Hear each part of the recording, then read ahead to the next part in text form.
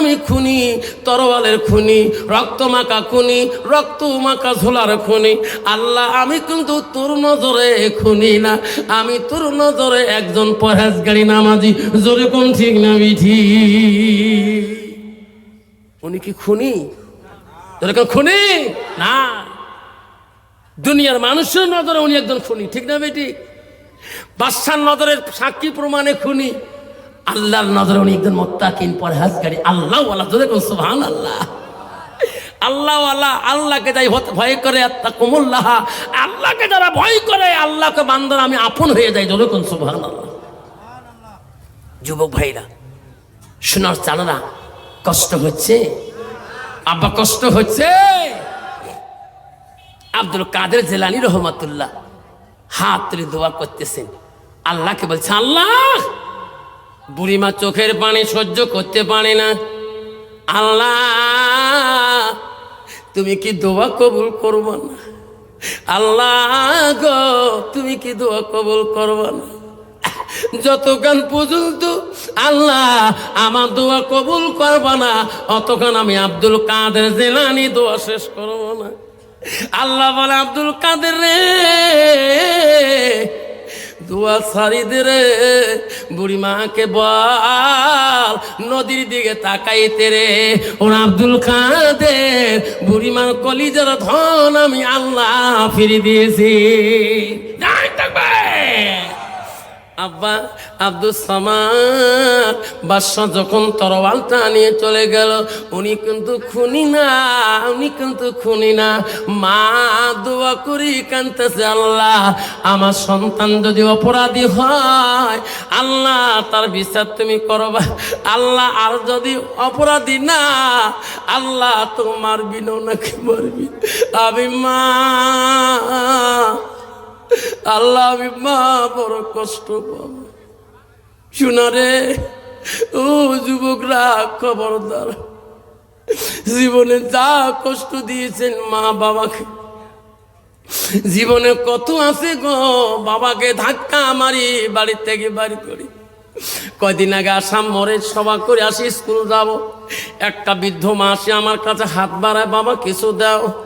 Pocket থেকে 10 টাকা খুচরা আসলে দিলাম। দোকানি বলে, হুজুর বুড়িটাকে চেনেন না? আসাম মোড়ের জমিদারের মা। আরে 2টে ছেলে গাড়ির মালিক, 2জন ব্যবসায়িক, আজকে মা মানুষের কাছে হাত পাতে গো।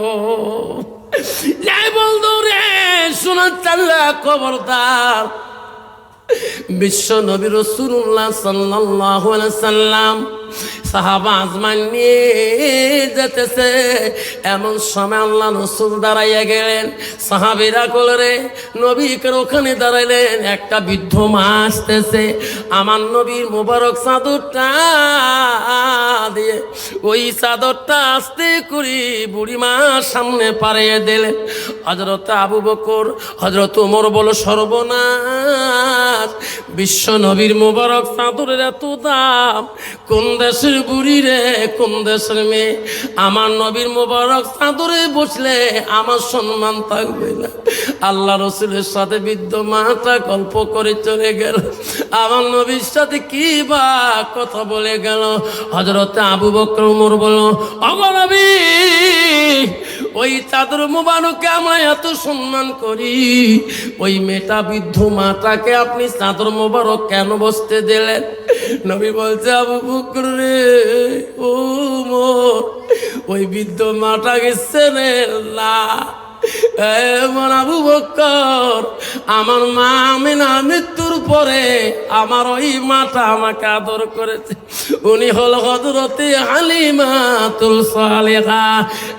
আবু বকর ওমর, তুমি জানো না এই আমার চাদর থেকে ওই মা দুধ মাটার এত সম্মান বেশি নাই থাকবে?